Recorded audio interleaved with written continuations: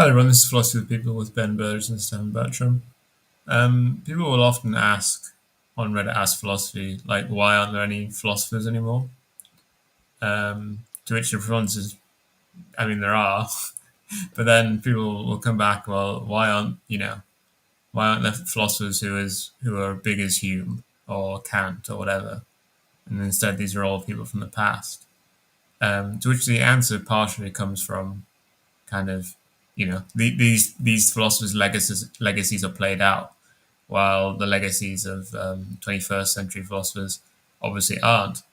Um, but seeing as he has unfortunately died, I wanted to say that I do think that Daniel Dennett will be remembered on the level of someone like Hume in the end. Yeah, I want to write something about Dennett for next week, especially because I just read a obituary of Dennett in the New York Times that made me really angry because They fucked it completely.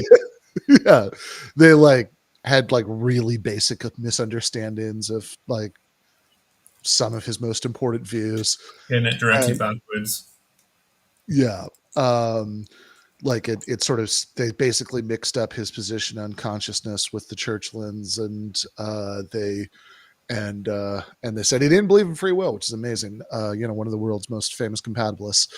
Uh, but so yeah, I do think he'll be remembered in a similar way to Hume, in that he'll be completely misunderstood, like as some kind of skeptic about very basic things. In the same way that Hume is taken as a skeptic of inductive reasoning, despite that being more or less the opposite of the case. yeah, right. I mean, look, I think that I would certainly read Hume as a kind of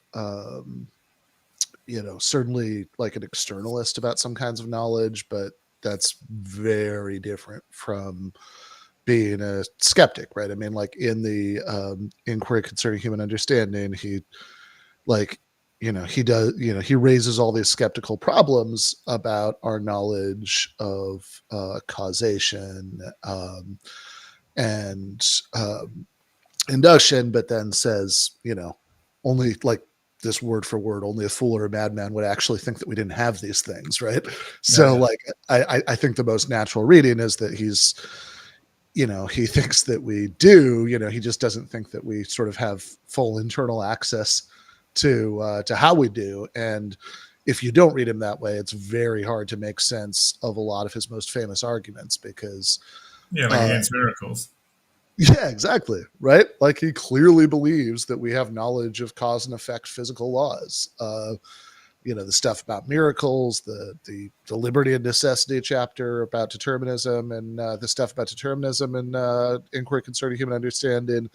Like all of this stuff is incomprehensible if you don't believe that he thinks that we have knowledge about causation. Again, he just seems to be some kind of externalist about it. So and I think the Hume comparison is probably a pretty good one for Dennett because you know, look, whatever criticisms you have of some of Dennett's views, I've got plenty, but like, you know, these are both guys you cannot possibly fault for not being clear. Like, if I mean, if you read like, Kant at his densest and get what he thinks totally wrong, like, okay, fair enough, I get it, right? But like, I mean, Dennett does do the thing of using a word in a weird way, but he does tell you exactly when he's about to do that. yeah, right, exactly. Like by illusion, Dennett means something which is real but not in the way you think it is, while normal illusion word doesn't. It means like not real at all, but maybe. I mean, it's not entirely kind of off because with an illusion, there's generally some kind of basis for it to be illusion, like something which is causing it to be an illusion, but it's not quite what Dennett means by it. Yeah. Um, but like, I mean, just in general, I mean, part of the reason that Dennett is somebody who is, widely read by people who aren't academics in philosophy, is that he actually has a really engaging style, both writing and speaking. And, it's, yeah, I mean, even if he does some weird non-standard word usage, it's not like you're doing like, dead exegesis later to try to figure Yeah, out what he meant by the word. I mean, like there'll literally just be a sentence where he lays out, here's what I yeah. mean. I mean, and definitely like Elbow Room beats Yeah. like the first critique as a name. Yeah. Yeah. Elbow Room's a great one. Yeah. Um, But yeah. he is mentioned in your essay this week, but as an aside, is included with some less admirable characters. Yeah. No, I was thinking about that actually. So I was at, night before last. So Dennett had, obviously, the news had been announced that day, I think. And it's, yeah. And I was out at a, you know, friend who's a, philosophy academic person at their birthday party in Long Beach. And,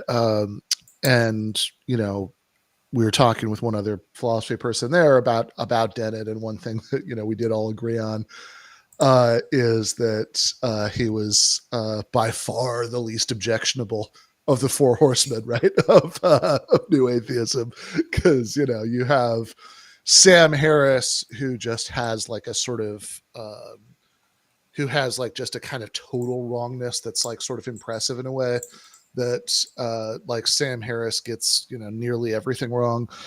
Um, Yeah, like seriously engaged with philosophy, but only badly. yeah, exactly right. As opposed to Dawkins, who probably didn't try. Yeah, that seems right. Right. That Harris like has strong views on all these philosophical topics, but they're all kind of dumb views. And more importantly, I mean, some of them are views that I disagree with, but like I think that like there are people who make serious arguments for. He's just not one of them, right? Like he's like the Harris stuff about free will. A lot of you know like a lot of his conclusions are very similar to like Derek Paraboom, particularly the stuff about how to think about punishment if there's no free will and all that. But he just does he just does a silly version of it, right? It's just very badly argued, uh, and meta ethics. Again, you can be like somebody who has a sort of naturalist, like utilitarian view about that that it's that morality just on some level moral facts just are facts about happiness and unhappiness. And there are people who can sort of run again, I don't agree with it, but there are people who can run some kind of argument for it that's like, okay, I think that deserves a hearing. But again, he's just very much not one of them. I mean, he makes just totally ludicrous arguments for it that that the oh, would it be bad if everybody was in hell? Well, then you think they agree that morality is only about happiness. Like it's just they're just these bizarre logical leaps. And of course, I mean, he's a neocon, right? Like this is that Harris, I mean, he was, he was like in oftentimes in sort of a cowardly way where he would like do Mod and Bailey games about, what exactly he was saying. But, he would, I support incredibly, like strangely impossible to occur philosophical defenses of torture. And that yeah, means actually what we're doing in Iraq is fine. yeah, exactly. Right. Like, he would say, oh, well, I'm just doing, philosophical edge cases. But then like, you'd look at the original thing and he'd be like, yeah, we may have to use torture in our current war on terror. Like you're clearly offering views for the real world. Or my favorite from the End of Faith, that gosh, it'll be sad, but we might just have to commit nuclear genocide in Iran. Um, like, yeah, which is I always loved Michael Brooks's thing about that, where like the nuclear thought experiment at the end of faith, where I think there's a much more polite version of this that made it into Against the Web, but the sort of, when we were working on the book, like the sort of much funnier verbal version that Michael kept doing was like, look, I'm not saying I'm going to do this, but I'm just saying, isn't it interesting to consider the hypothetical possibility that I might have to kill you and fuck your wife? I mean, like, no. Why are you mad? Like, I'm just saying, this is like isn't this an interesting scenario to consider, that I might have to do that, which actually I might have to do. It is also amazing how for neocons, it's like Iran, fundamentalist Muslims who can't be defeated by anything below nuclear weapons. Right. But Saudi Arabia are our good friends. Yeah, exactly. Right. Like, yeah, somehow the Saudis, they're fine. Right. Like yeah, no, absolutely. Which is also like, come on, man, like, one of these groups, one of these two countries has actually been, I mean, they like I mean, past tense only Saudi were the insofar one as they that very, spread like Al Qaeda ideology across the world by opening like a Wahhabist schools in literally every fucking place on the planet. yeah, exactly. And like, also just in terms of, damage to the world, I mean, this is, you know, I mean, past tense only insofar as they lost, but I mean, like, they really did do to Yemen things that are very much on the level of Gaza now. I mean, this Yeah, is I mean, I just was thinking right now, it was very similar with Gaza up into including like them basically not being able to win despite everyone thinking they should have. yeah, yeah. So yeah, like Harris just like irredeemable. Then uh Dawkins we'll get to, but not great. Uh and Christopher Hitchens, certainly many redeeming features that Harris and Dawkins lack, but also, he supported the Iraq War. So, you have to get a few million demerits for that. And and then Dennett, it's like, yeah, Dennett's fine. Like, that's the like as his in his sort of capacity as a new atheist, it's like, yeah, no, he didn't, he didn't call for nuking Iran. He didn't like he didn't do anything like that at all, as I far as don't like, think I've ever seen a political statement from Dennett. no, he seems to be totally apolitical. In fact, there's a book called The Four Horsemen, which is just like a transcript of like a long conversation between the four of them, um, where there's even a line in there where it's like he's very quiet about it, but he's like, he's kind of like, well, I don't even remember the context completely, but I remember being struck by the line where Dennett's like, yeah, but I mean, Islam's like no worse than any other, right? Yeah. So yeah, like, seemed to be pretty apolitical, and yeah, certainly didn't take his new atheist rule in any of the dumb directions that at various times the other three all to one extent or another did. And he even tried his level best to explain to Sam Harris what compatibilism was.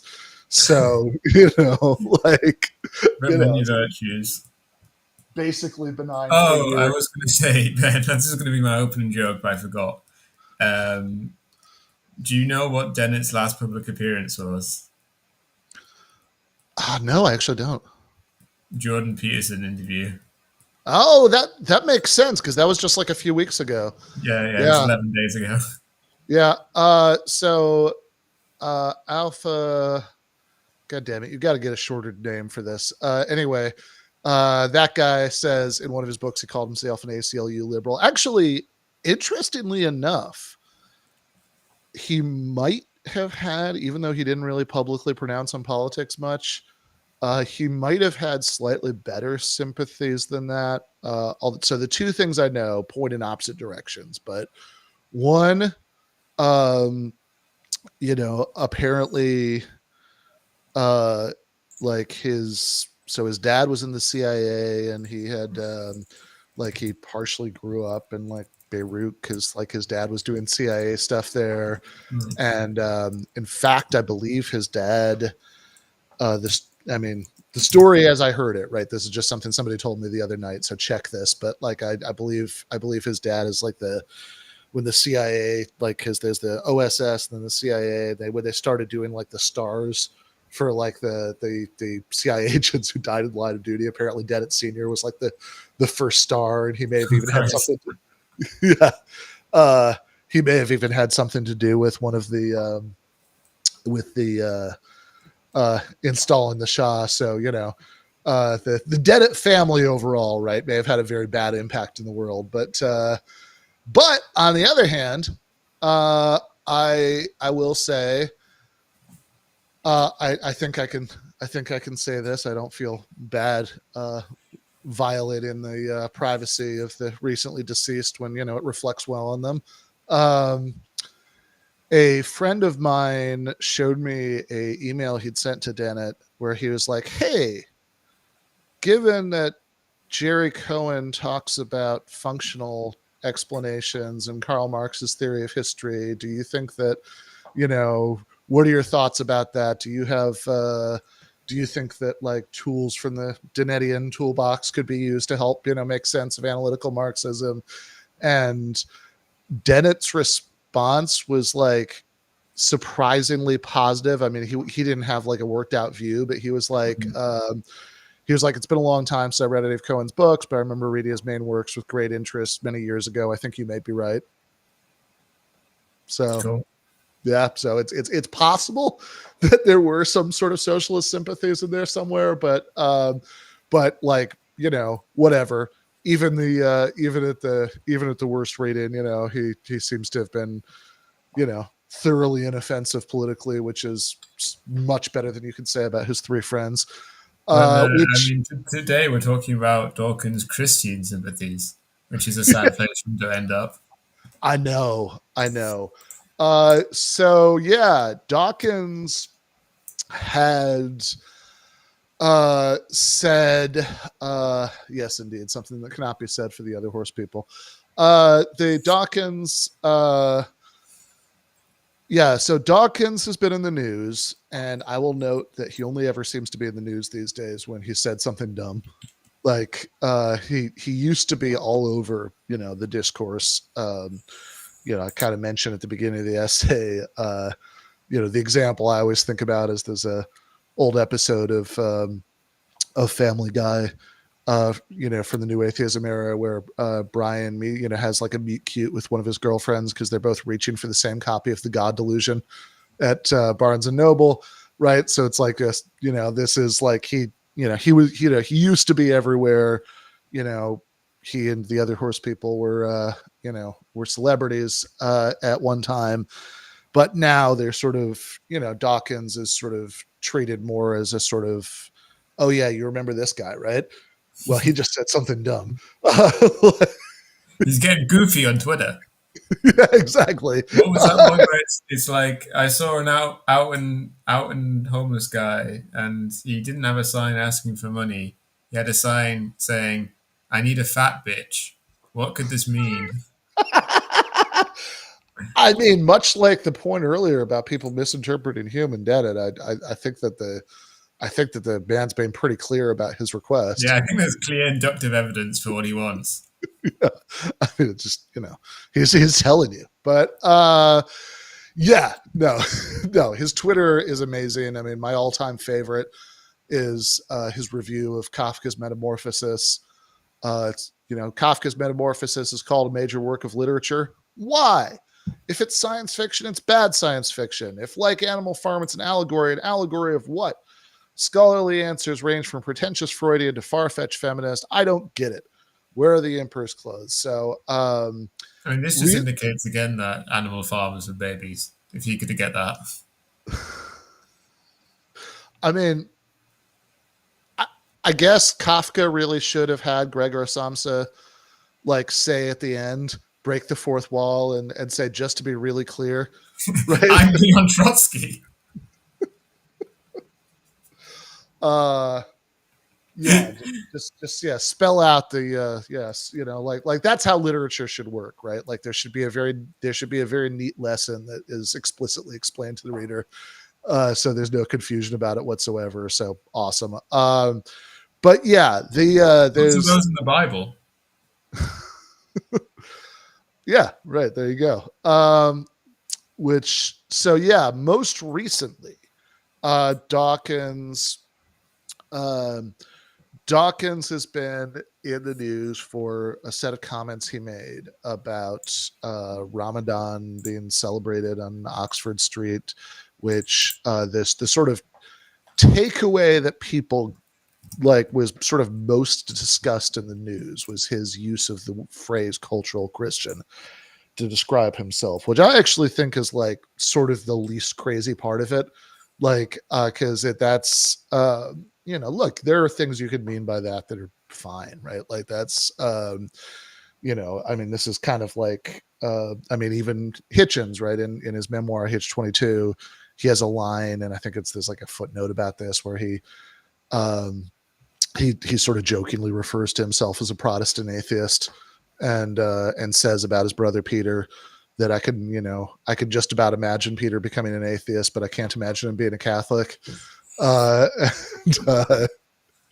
like this is, it's it's like sort of saying like if it's like the equivalent of calling yourself like a secular Jew, right? Like then like I can understand perfectly Yeah, what. like kind of just copying to what you were made into. Yeah, right, exactly, right. That's fine, right? I mean, just sort of saying like, yeah, this is my cultural background, even though I don't believe any of it, um, and and that's sort of unobjectionable as far as it goes. If all you're getting at is that you're, like raised in a Christian environment and you continue to enjoy, Christmas carols or whatever, then like, sure, great, right? But and in fact, Dawkins has used the phrase many times before, and sometimes in ways that seem to just kind of mean that, right? But I think the thing that was striking about his most recent comments is that he didn't, like he said that his identity as a cultural Christian, he was relating this to him being, he said, slightly horrified by Oxford Street in London promoting Ramadan rather than Easter.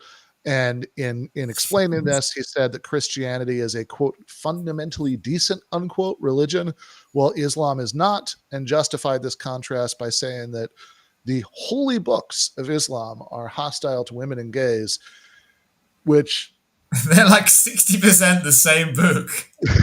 yeah, right? Like In one of them, Jesus Christ, sorry, not Jesus Christ, Jesus of Jesus. Galilee, Yeah, Jesus the prophet, right? whoever he Yeah. might have been, Yeah. died on the cross. Sorry, ascended, did not die on the cross, and ascended directly to heaven. Then in the other one, he did die on the cross, and then ascended into heaven about 30 days later. And that, my friends, is worth fighting nuclear war over. Yeah, And exactly. also, especially with Ramadan and Lent, they're the same fucking thing. Yeah, no, very much the same idea. They have like a 4 week overlap normally of just people doing the same thing. Yeah, of yeah, Christians and Muslims being irritable because they've denied themselves things that they enjoy. Yeah, that's like yeah, that they're very very similar. Like yeah, as you say in Islam, Jesus is a great prophet, but not the son of God, and whatever. But like it's not. These are obviously religions that share an awful lot of DNA, including, by the way, their sort of problematic aspects on the very subjects that Dawkins mentioned. So like the whole thing is so okay. I mean, just on the most obvious level, um, that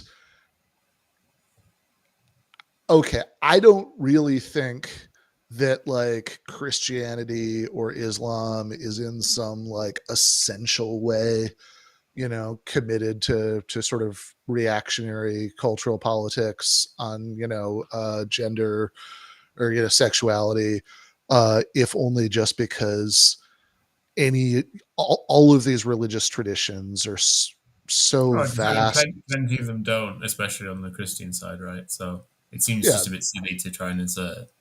yeah. I mean, they're like the traditions and their texts and, like their way the texts have been interpreted by different people over the course of thousands of years, it's all such a vast, sprawling, self-contradictory mess that there's tons of material there that you could find to come to any number of different conflicting conclusions about any of these subjects, right? Like that if you want to if you want to justify, if you want to find justification, for being like a, you know, like a socially progressive Christian, you can find, you can find stuff there, if you want to find justification for being an insane fundamentalist misogynist, you can find tons of justification there, right? Like there's a, I mean, you know, I think the books almost always kind of favor the reactionaries, but that doesn't necessarily imply much more than that. yeah, I mean, the, I think that if we're just talking about like sort of biblical source texts or Quranic source texts, you can find way more from, on the bad side, right, of both of those. But I do just think it's worth sort of like, that's true, that's fine. But like, I also think that like, it just is a fact that all of this stuff has been interpreted and reinterpreted to death by different people with different agendas, that some of the source texts themselves are, I guess not with the Quran, although even there with the hadiths and all that, you start to get into this, like that but like certainly with the Bible, you have lots of different authors at different times and different agendas. And certainly when you get into interpretive traditions, you have those things. And, I do think that it's a bit silly as an atheist to be like, oh, here's the correct interpretation of this. Cause it's like, well, I mean, what makes it correct, right? Well, Like, especially because it's always coincidentally like the worst one. yeah, like I don't know, man. I have a,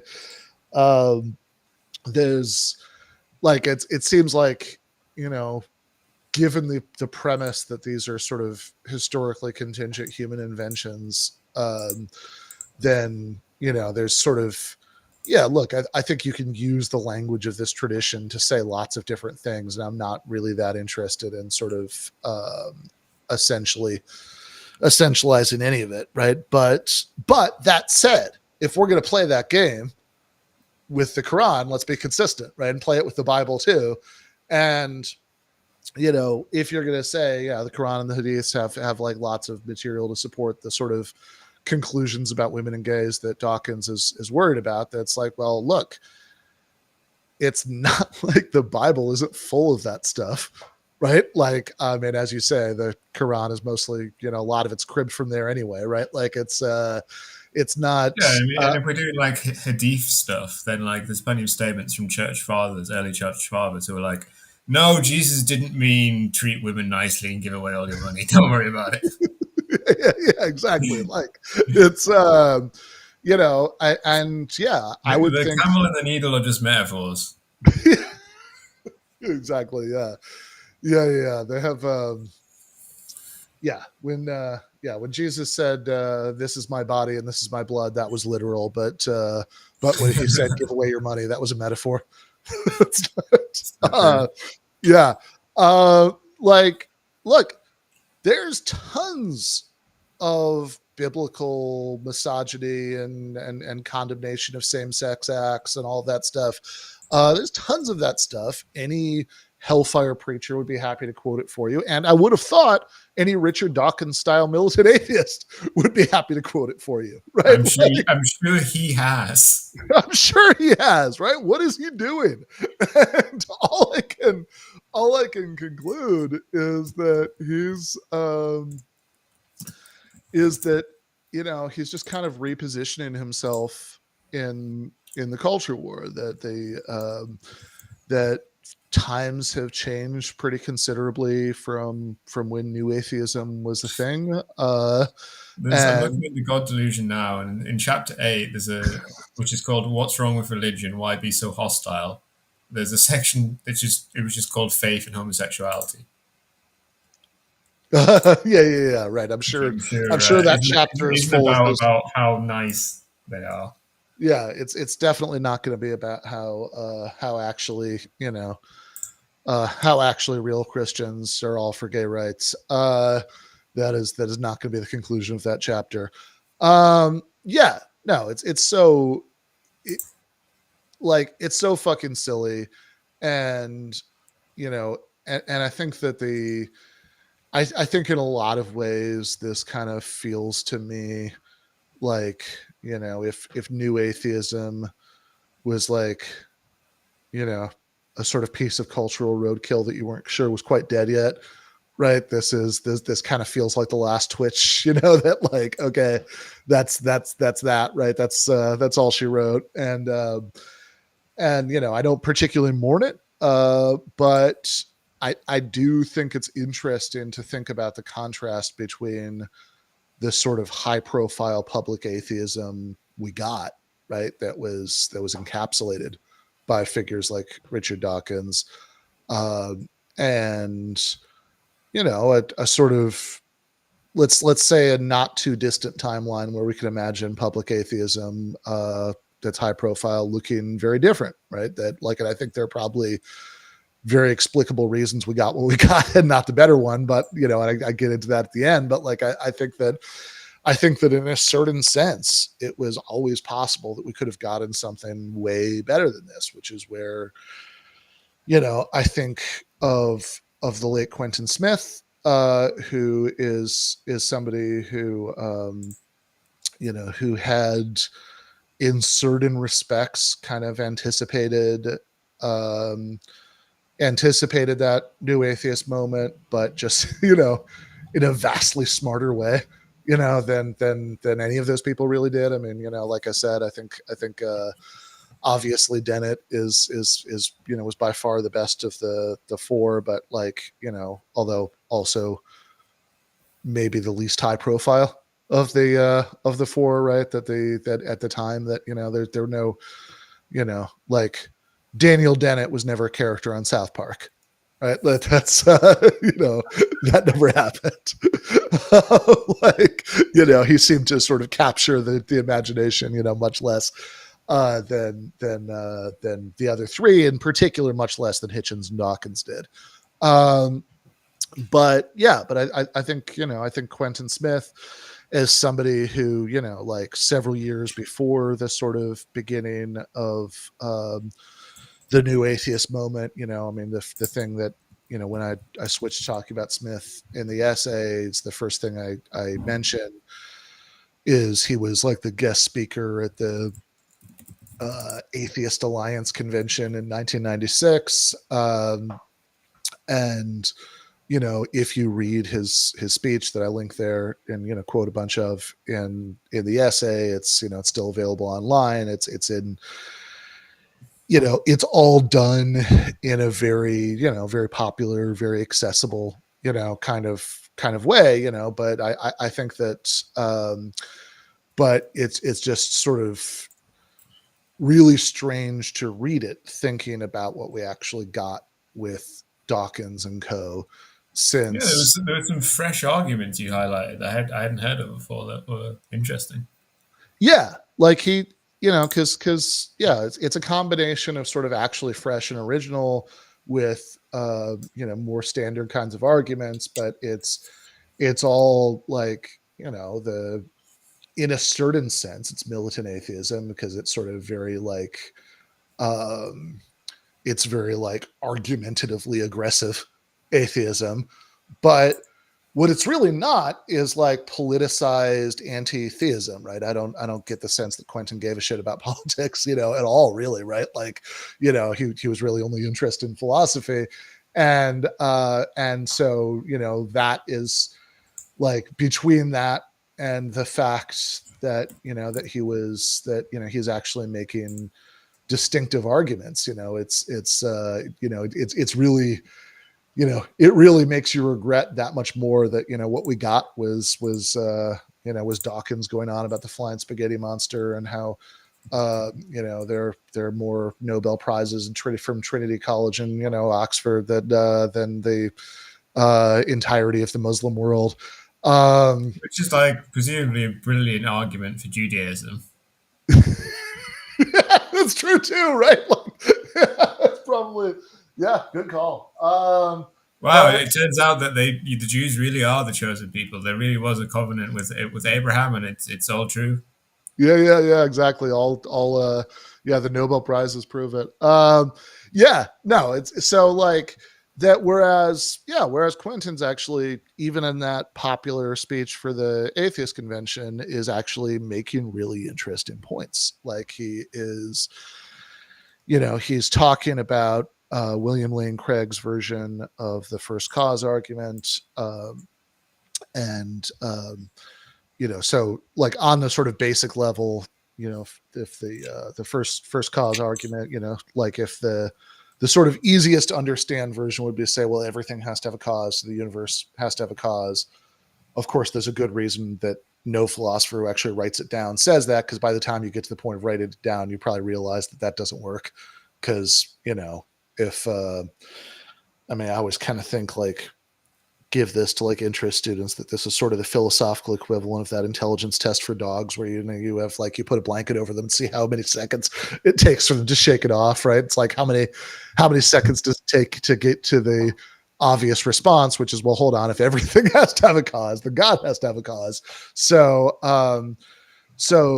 Craig's version, which is not, this is not a original move to him, but he's just the sort of most important living exponent of it, is to say, well, everything that begins to exist has a cause of its existence. And this sounds very, superficially plausible, right? I mean, if I say, I don't know, hold up this book, this is the Eric Olin Wright Visionary Real Utopias in my left hand, right?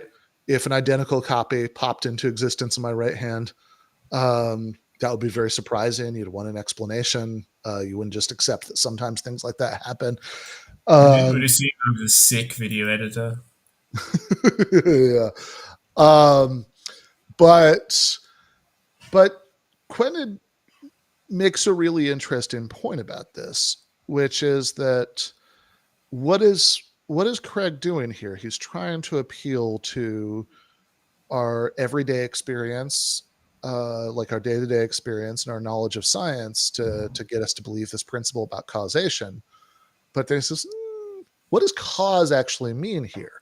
Because when you talk about one thing causing another thing to come into existence, or for that matter, you talk about coming into existence in every everyday case, and almost all scientific cases, what are we actually talking about there, right? We're talking about matter being rearranged in some way, right? Whether that's like you like when the book comes into existence, right? It's the matter from a tree, right?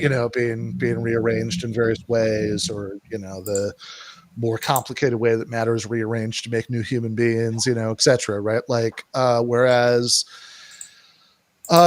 if you're talking about the universe as a whole being caused to come into existence by a immaterial infinite mind, um, then it sounds like you're actually talking about something totally different.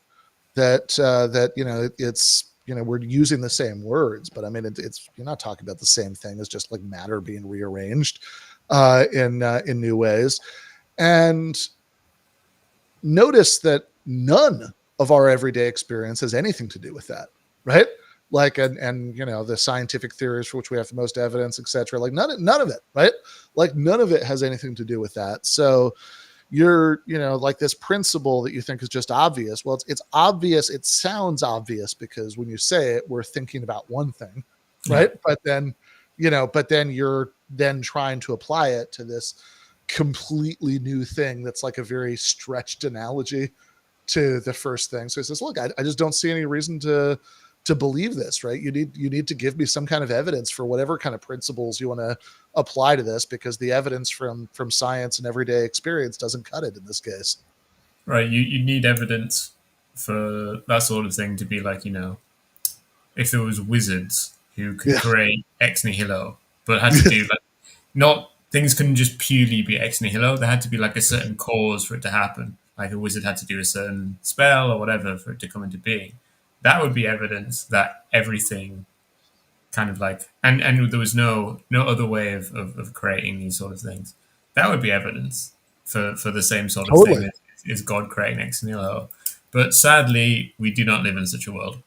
Yeah, right. There are no wizards, or at least none discovered just yet. None of them But are yeah, very good at no, yeah, no competent wizards have thus far been discovered. Yeah, exactly. Like, and he has, and I don't, and like, yeah, there's a lot of he also so in another paper where he's talking about first cause arguments, he makes a really fun point with that you could take this sort of William Lane Craig version of the cosmological argument and just like, let's say for the sake of argument, you accept every single premise and every single inference and all that stuff.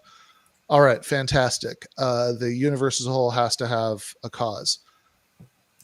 Could just be the Big Bang singularity. Why can't that be the first cause of everything? It's the sort of zero dimensional space time point. That expands into everything. It actually meets a lot of the right criteria, etc. And he has and like there's another one where he talks about fine tuning. Uh, and he makes the point that well, hold on, if the like there's a real problem with taking fine tuning, the idea, which we've talked about before, but for anybody who never watched any of those, just really quickly, the idea that this sort of physical constants like gravitation and electron mass that of our universe just happen to be in exactly this insanely narrow range they need to be for life to be possible. And Smith in various papers makes two really fun points about this. One of them, which is actually really interesting because it sort of anticipates, I think, an argument more famously made many years later by Neil Sitababu, a paper called Electrons in Love, where Smith says, hey, you could like if by the same token that there could have been a like this dizzying array of physical constants, why do we think that the psychophysical bridge laws would could only be a certain way, right? Like that this is that what sort of arrangements of matter give rise to consciousness, could only be one way, right? Like maybe that it's right. maybe If God could will everything that isn't logically possible, then it seems that I mean there's a lot a lot of possibilities, right? yeah, you could have sentient black holes, right? Like it's not So it seems like you didn't really fine tune much. yeah, exactly, right? So yeah, if you're assuming that like biological life, right, as we would think of it, is what's necessary for consciousness, then the fine tuning argument is much more has much more initial plausibility than if you're just thinking about than if you think that, well, look, you could have like you could have consciousness in a radically different universe, like whatever could be conscious, right? It's sort of helpful, I think, here if ever seen anybody's ever seen the movie Everything Everywhere All at Once, to think about the universe where all that exists is like an empty landscape and a couple of rocks, and the rocks are having a conversation, right? As a sort of symbol of this. But yeah, I so that's fun. But he also has one that I really like where he's talking about Richard Swinburne's version of the fine tuning argument, and he says, "Hey, let's think." So let's think about this. Swinburne says that he rolls out some probabilistic machinery here, and the first draft of the paper, I quoted that part, and then my friend Mark, who I'd sent it to for comments, was like, no, you can't do this without like actually pausing to explain this. So like I just summarize it instead. But like he says, but says, look, to whatever extent you think fine tuning raises the probability of the existence of God in the sense that Swinburne means, an all powerful, all, all knowing, all good being, all PKG, to exactly the same extent it raises the probability of, right, confirms in that sense, the existence of a malevolent God, or one that's at least considerably less than omnibenevolent. So to whatever extent the fine tuning and evidence is evidence in favor of the one, it's equally evidence in favor of the other. And when the same evidence equally confirms two hypotheses, then you need to break the tie with something else. And hey, what else could do it? How about the evidence, the evidence of the apparently pointless suffering of innocence that is absolutely pervasive throughout the world of living things? That seems to do it. So so what are you doing if you're just following the evidence where you lead? If you assume, for the sake of argument, of course Smith doesn't actually think, but if you assume for the sake of argument that this that fine tuning gives us a good reason to believe in a supernatural creator, then it shouldn't be an omnibenevolent one, right? It should be a very different kind of of creator, which is also the subject of my favorite, maybe, Quentin Smith argument about philosophy of religion, which is where he says, he introduces the paper with an anecdote about he was staying in like a cabin in the middle of the woods, which is the kind of thing that he did. I should say, full disclosure here, Quentin Smith was one of my professors in my master's program at Western Michigan, decades ago. I'm very old. And this is, he I was remembering I is a giggled earlier when you were talking about condemning the Iraq War. Because I was remembering we were talking about how the fact I was saying I supported it, but I was 8-year-old at the time. So yeah, exactly. Yeah, you're forgiven. Yeah, this is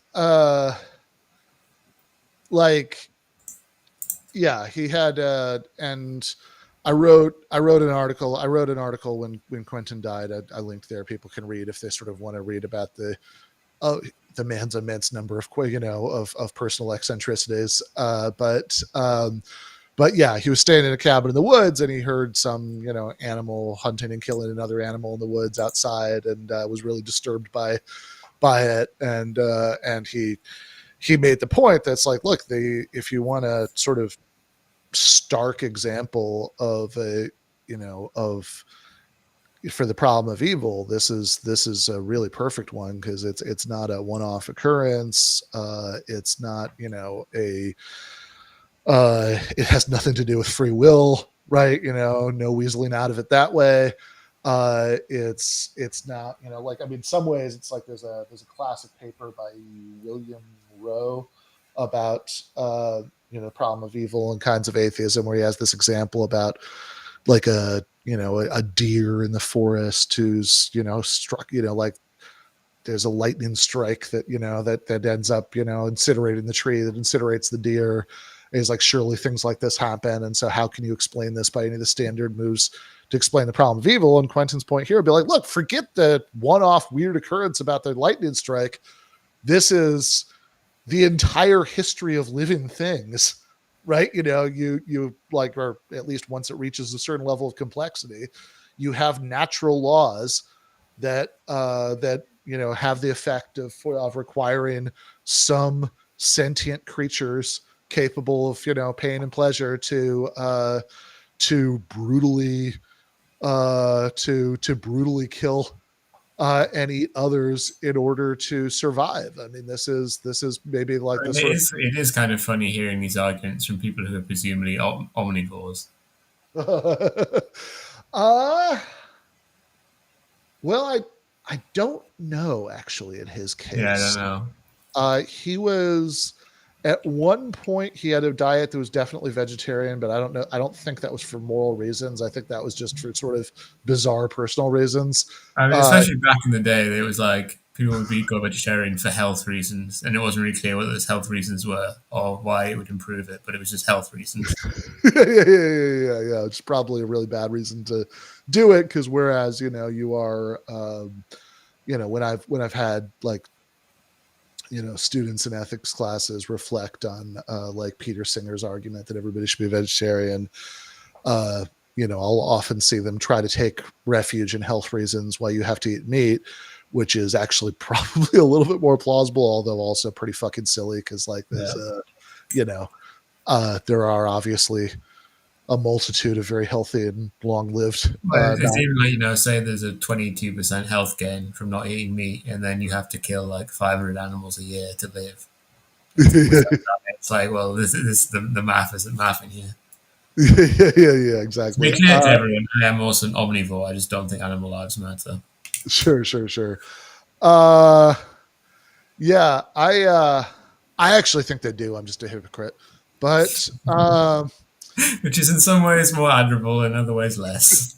yeah, exactly.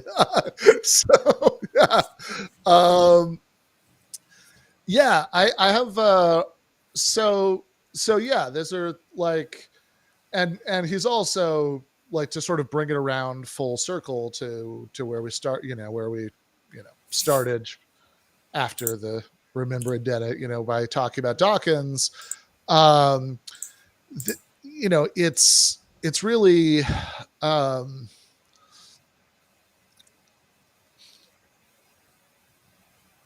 I think that I thought you were about to in sneeze. in certain respects, it's very easy to imagine Quentin slotting into the same kind of role. In fact, he debated some of the very same people like William Craig, although sadly mostly before the invention of YouTube. Because we're talking about stuff that happened in the late '90s or very early 2000s. He he had he did do some like going on TV to talk about this stuff to a certain extent, like on PBS. They did like a series that he was on, and he was actually good at sort of doing these things in like pithy accessible ways. He had he and he did also have like a certain kind of panache for like playfully fighting about stuff like this. I mean, I sort of I remember like something I mentioned, from when I was going to Western Michigan. There was another graduate student who was a theist. He'd had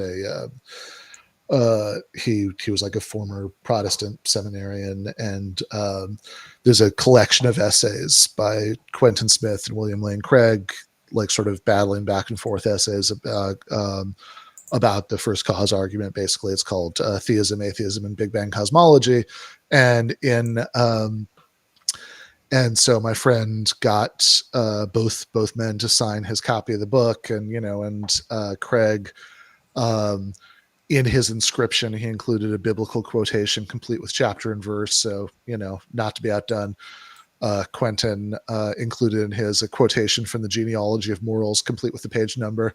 And, this is, which also, man had a freakishly good memory. But he had, like, or like he has like some really fun lines in that Atheist Alliance address where he's talking about the problem of evil, and essentially I think this might have been before the word was coined. I'm not actually too sure about that, but he's talking about essentially what we now think of as Mysterianism, which is the idea, or no, sorry, Mysterianism. That's philosophy of mind. He's talking about skeptical theism, right? So what we now call skeptical theism, which I think there are ways to make that sound more plausible, but he is essentially having a lot of fun making fun of it, where, he sort of says like, look, you could say, that there's, an all PKG being would have good reasons to allow immense amounts of suffering to happen, but we're just not smart enough to figure it out, right? It's a big mystery. And he says, yeah, okay, but I could say that I'm really, 100 feet tall and I only appear to be 6 feet tall, and it's a big mystery why I appear to be that. You could say, I remember this is the end of the address, that, Elvis Presley is alive and well, shaking his hips on the dark side of the moon. And, that, I'm not going to, I suppose that could be true, right? We could concoct a scenario, right? But like, does the evidence suggest it? And, and I think that it's sort of, in a certain sense, it's very easy to imagine, to imagine Quentin Smith, doing, like sort of trotting out some of these lines. If you kind of do a global search and replace function for Richard Dawkins, that, you sort of think about Dawkins going on the O'Reilly Factor on Fox News to, snipe back and forth with Bill O'Reilly about whether he was being disrespectful to religious believers, and you put in Quentin and have him, give him that line about Elvis Presley shaking his hips on the dark side of the moon and all that. It's like, it would have a lot of the same fun, but it would just be, it would just be a vastly smarter version than the people who were like, one of the striking things about most of the new atheists is that they were all really bad at what one would think would be the core function of an atheist debater, which is arguing about the existence of God. Like, I suppose being like evangelicals and the Taliban are bad. yeah, exactly, right. We know that Whereas evolution is real, which yeah, is all those three statements, all uh, true. all true and all also agreed with by the Catholic Church. Yeah, right. True. Yeah, right. Yeah, and if you're gonna toss on also God's not real, then it's like, well, okay, I hear you. Like, you've got a lot to say about the first 3 points, but now I want to hear more about number 4. Right? Like, If not, and I'll yeah, go with the guys who've got more gold. yeah. That's that's a really good point. I think that you could imagine this much better, much smarter version than, like, oh my God, the way that those guys would do, like, at their worst, they taught, generations of very online atheists to believe that, you can't give an argument for the non-existence of God because you can't prove a negative. That, like, just all of this, total embarrassing horseshit like that.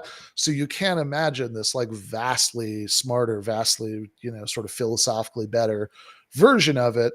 Uh, and so in a sense, we could have gotten that, right? In a sense, that timeline is not that far away from us. But I also think, if we're going to be real about it, it's not just like there was some sort of strange cultural coin flip that happened to come down on the Dawkins side and not the Quentin Smith side.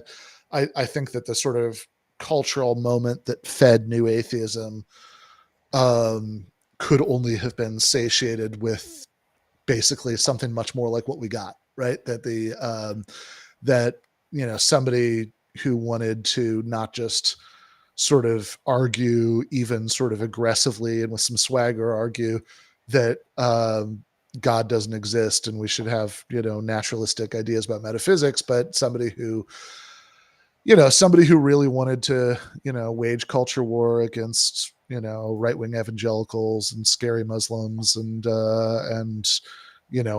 was appealing to that, right? Because it's like, look, why did we get new atheism when we get? Because it's like, because on a certain sense, Because they were right? like trying to do creationism in the school shit, right? Yeah, exactly, right? Like, it's like, look, people, it's not a mystery why lots of people would be interested in the subject. That I think sort of religion and atheism and all of that, I do think, is a subject of perennial human interest. They're, have always and will always, or at least will always until such time as like whatever religions or religion like things people believe in are so different than what we've got that like the terms don't apply anymore. But like but but I think that these are subjects that lots of people have always been interested in for obvious reasons. They're they touch on issues of sort of very general human concern, right? Does anything happen when we die? Where does morality come from? All this stuff. How do we get here? But and there will always be people, again, at least as long as like the sorts of religions that we have right now exist, and how should I, who knows, right? But like there will always be people who are like raised in super religious homes and are starting to question it. We'll sort of seek out, people who can sort of confirm them in their doubts. But that's all a very different question from why new atheism happened, right? Because that was like, because it's like everything I'm describing, you could say about any point in the last like few hundred years, basically, or, surely many centuries to come. Whereas this was really something that happened during the Bush years and was sort of gradually ran out of steam during the Obama years, right? Like, I think that's about the time frame for new atheism. And yeah, I think with what's that? the Columbia University hearings, Yeah, uh, a senator or some shit, I don't know, some fucking American person was sure. talking Yeah. to the president and was like, in the Bible, Oh my Abraham. God. No, I know exactly what you're talking about. It's actually way worse. This is not just any fucking American person. This is this is the Speaker of the House. Oh no, Um, I thought he was a senator or something, but I guess he's yeah, for yeah, the yeah, House. yeah. No, but he's not just like he's not Yeah, just a he's the congressman. boss. He's the boss of the the House of Yeah. Representatives. That he said, well, for those, he sort of said some like standard kind of neoconish geopolitical things, but then he was like, for those of us who are believing Christians, God has said in the Bible that, he's going to bless nations that help Israel and curse those who, go against it. So it's like, all right, It's that's also like an insane kind of interpretation of the covenant of Abraham, which was not about what Gentiles were getting up to. yeah. No, this is also true. Yeah, I guess like the line in the Bible is it something like, yeah, I'll bless those who help you and curse those who curse you or something like that. But they have but yeah, there is it is also like, honestly, even just in terms of biblical exegesis, it is a bit much to say, oh yeah, that line meant that if there ever happens to be a nation state that's, predominantly Jewish, then like other, like God is indicating that other And if nation you believe states that, should like, why follow are you a weapons. Christian? That's also Like, true. do you think Jews are just like God's weird side project? Like, I mean, I think that's probably what evangelicals do believe, but I like, think that is more or less what they think. Yeah, as far as I can tell. Yeah. Yeah, there's like I think the sort of defining thing about evangelicals in particular, much more so than other kinds of Christians, when it comes to Christian Jewish relations, is that they're just absolutely incapable of just being normal about it. Like they can't, it's like the only options for those people are either like frothing at the mouth anti-Semitism or like the Mike Johnson thing. That's the, or sometimes weird combinations of the two, right? Like that, that you just can't just be like, yeah, Jews are fine, whatever, right? Like this, it has to either be like, they're like the devil, or or it's very important that we like blow up the Temple Mount, so they're blow up the Dome of the Rock, so there can be a second temple, like that's like there's no middle of the range. is there's no one in Israel being like, can we not just build a second one somewhere else? I Were don't the know. first and the second temple even in the same place? I think so, at least roughly, but I guess I'm not totally clear on that, Yeah. Before but we, yeah, because I think the idea is, okay, so I guess I do know this, right? Because it's like, this is the thing, because supposedly the Temple Mount is where Abraham took Isaac to sacrifice him. Oh, really? I didn't know that. I believe that's correct. Yes, I believe that's right. The chat, correct me if I'm completely misremembering my Old Testament here, but that and then this is part of the reason that it's like, okay, well, just kidding about killing your son, but like this is going to be the big important, I only just remember the image of him like holding the knife over his son from my children's illustrated Bible. yeah, that's got to scar some children in the Children's Illustrated Bible. My God. Yeah.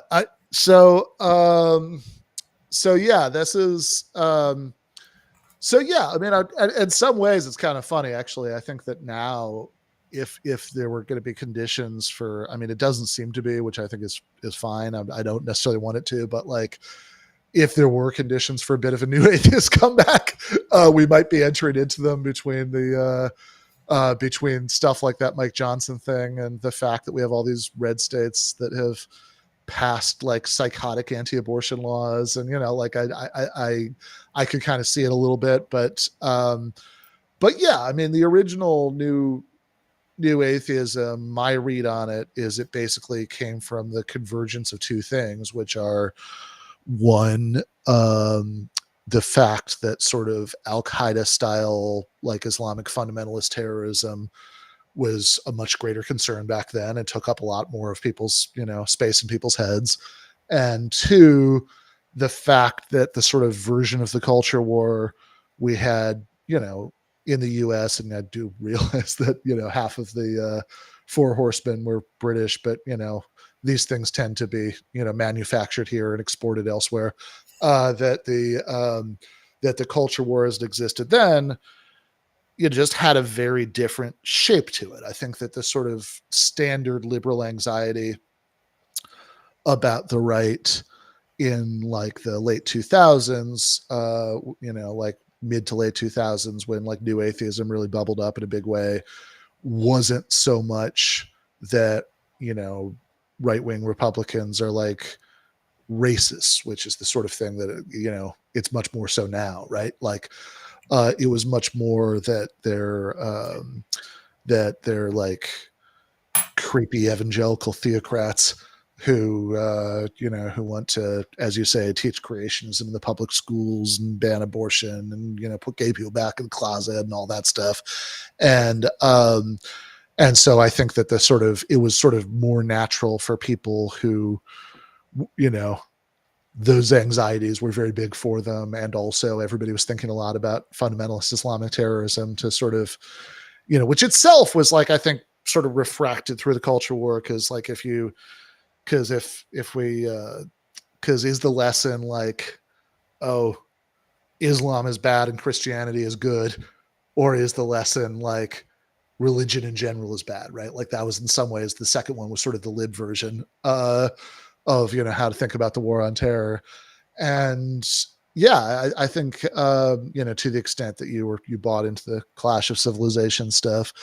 So yeah, I mean, this is like, I think that under those circumstances, it made a lot of sense for people to be focused on this issue in this way. Whereas like, and again, I think that like somebody like Quentin Smith, who like ultimately just wanted to argue about the existence of God like a nerd, right? Would not have satiated that culture war energy.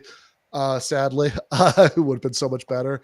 Well, whereas now it's like, yeah, culture war has changed fundamentally. So even though evangelicals are still, the sort of biggest, most reliable Republican voting base, and even Right, I though mean, they we talked about it a couple of weeks ago, I think, where I was saying that now culture war right wingers are appealing to like science, like the science proves that transgender isn't real, which is like not what anyone would have said in 2002. oh my God, no, they would have quoted the first chapter of Genesis, and male and female he created them, Yeah, right? yeah. Like that's how they would have done that, right? They absolutely, they would not have bothered with this like weird, with the argument from science. Stuart McGill, we can't put this on the screen because it's in the GTA chat, says this is being Here we controlled. go. Yeah. R says, have you come across set theory with the different sizes of infinity with the set of natural numbers? One of the smallest infinities. Yes, indeed so. I think, yeah, this is, so actually a lot of this stuff about transfinite set theory in the class that I took, well, it wasn't a class, but I did a independent study with Quentin Smith my last semester at Western Michigan. He had like the most insanely generous contract of all time, right? Like when he was hired to, I guess, lure him there, he had to teach like 3 courses per 2 years. So, I don't need for grad students. yeah, mostly they were just for grad students. Yeah. I mean, that's the dream. Like, I don't want to talk to 18-year-olds.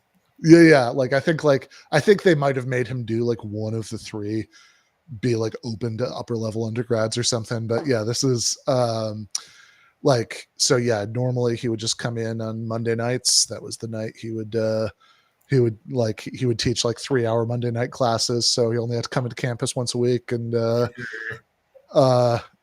sometimes he would just like, yeah, I mean, he was also, yeah, I get into all this in the obituary, which I link in this essay, but yeah, then he was sort of so strange and unworldly in some ways. Like he would like literally sometimes be like, oh yeah, I forgot what day it was. And you kind of believe him, right? Like that's, it had the ring of truth to it. But yeah, in the,